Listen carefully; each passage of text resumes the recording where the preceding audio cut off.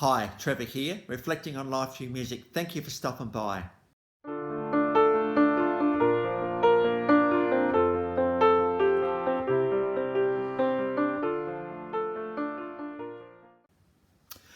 Well, coming again today, you're very, very welcome. How great to see you all here.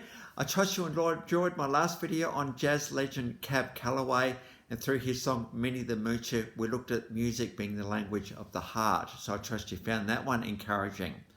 We're going from there to 1944 in Manhattan, New York.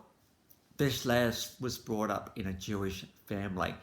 But when it comes to American songwriters, this girl is right at the top. Songwriting, American songwriting, music royalty right here, with collaborations with all sorts of people. She's written some of the late 20th century's best songs of all time. Lyricist, singer, and also prolific painter. We're talking about Carol Bayer Sager. She went to university, as you do, and while she was there studying, she wrote her first hit, Groovy Kind of Loving. This is right back in 1966, by the way. And the Mindbenders thought, we'll give this one a bit of a go, and because of that, they actually got a worldwide mega hit, #2 on the Billboard charts. So what we've got is we've got a live version of that one in the description below. Because Groovy Kind of Love, spring forward a few years, and we got Phil Collins also covering this one. In fact, a few people have done this one, but Phil Collins did a pretty amazing version. This song went to #1 in both England and the United States, so massive, massive hit for Phil, this one, and of course for Carol as well. We had a pretty amazing live version, kind of a practice with Phil and Dilem.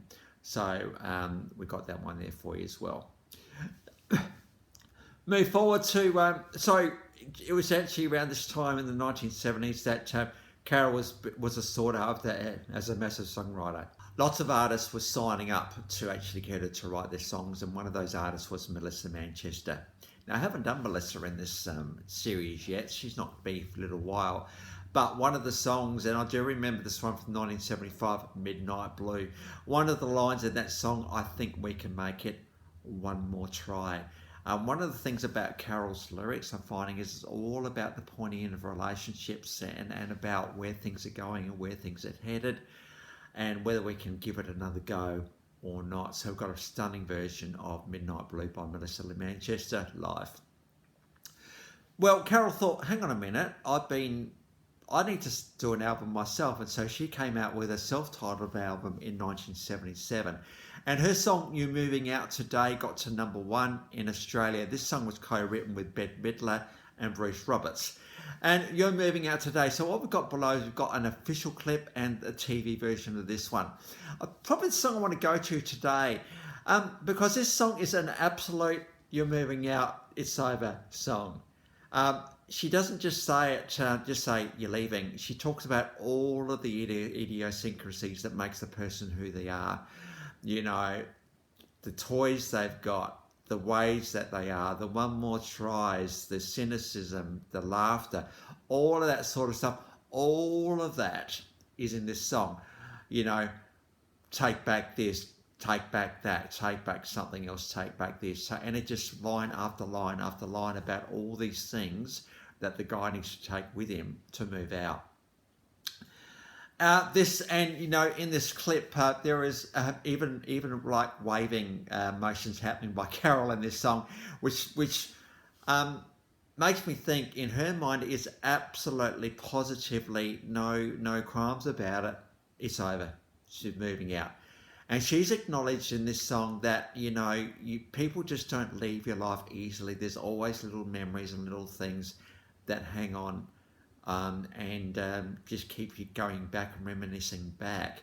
And so you've got to say goodbye to a lot of things when you say you just can't watch a person leave. There's all the baggage and all of the memories and everything else in there as well. I do wonder if a part 2 to this song might be, because I'm thinking she's a bit too smug in this song. Maybe she doesn't, even though she might have had enough, I don't think maybe she hasn't thought it through enough. And another song that springs to mind, Baby I Lied, I did this a little while ago, where similar thing. So part 1, I told you goodbye, that was it, but Baby I Lied. I do wonder whether there might be a part B to this song as well. But just realise that if you say goodbye to party of life, things are going to hang on. Things are going to just rear their heads from time to time, because we as human beings immerse and incorporate all of this stuff into life experience. You can't pretend life experience hasn't happened, because it has. So we need to realise, I think, in this life that we don't necessarily get over. Now, I've said this a few times, and this might be a different take on the world, but I suppose from my own experience, we don't get over things. Now, stay with me here. Get over, and that is completely forget and dismiss the thing even existed. That would, in the strictest term, could be what getting over something means. But maybe a better way to go is say, well, I'm going to learn to walk with it. But because I've let grief interact with this thing, I can walk with it in a healthy way. So if something comes up in the future that's a bit of a trigger, well, it's not a trigger, because grief has dealt with the loss. And so I think we just got to always realise that getting over, moving on, even though there are important things to do, there is how we do that. That's really, really important. So I do wonder whether there was a part B to this song.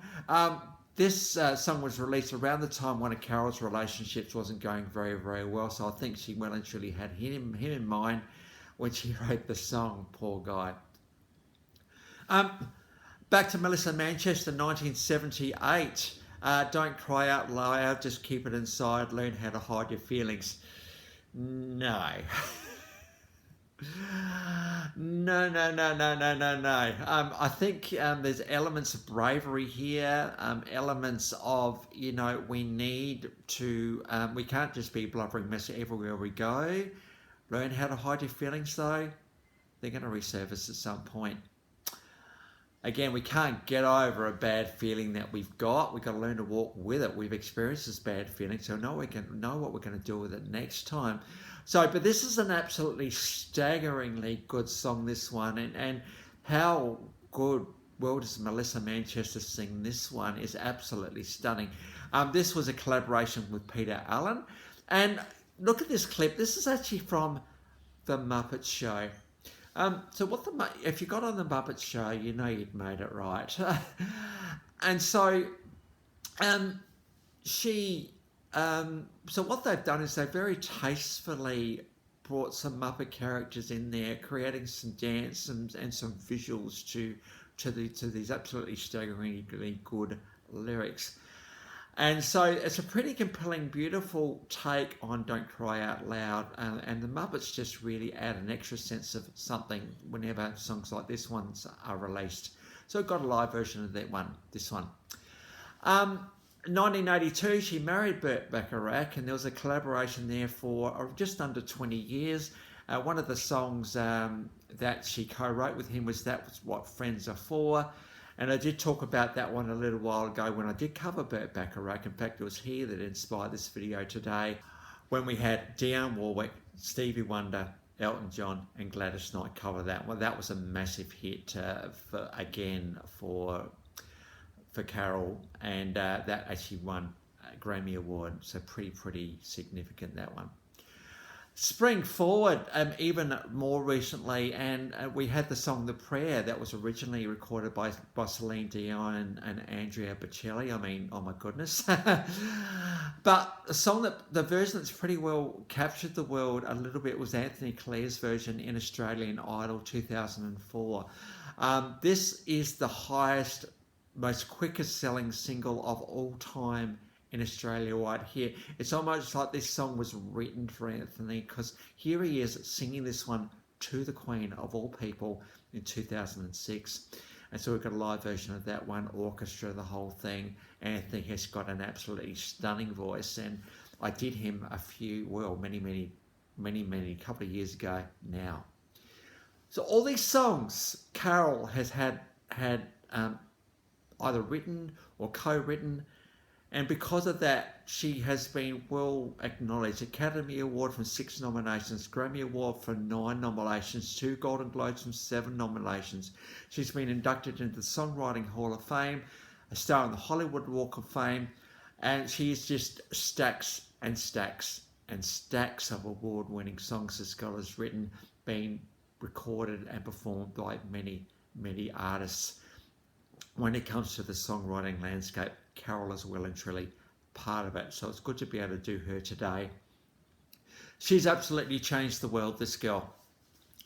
She's changed the world because she's played with our emotions. She's played with what makes us tick as human beings. And she's enabled us to reflect inwardly on these moments. And for that, we're forever eternally grateful for songwriters as amazing as Carol Bayer Sager actually is. So the links to those, how many we got? 1, 2, 3, 4, 5, 6, I think 6 clips are in the description below.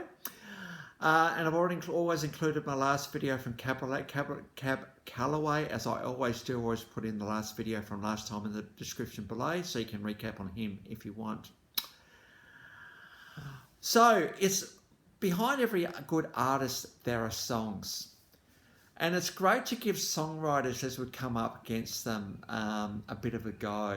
They may not be the one that sings the songs, but they are really well and truly in every performance. And as we did with Burt Bacharach and Carol Bayer Sager, these guys absolutely are in so many of the 1970s and beyond's world-loved songs. So it's great to give a tribute to her today.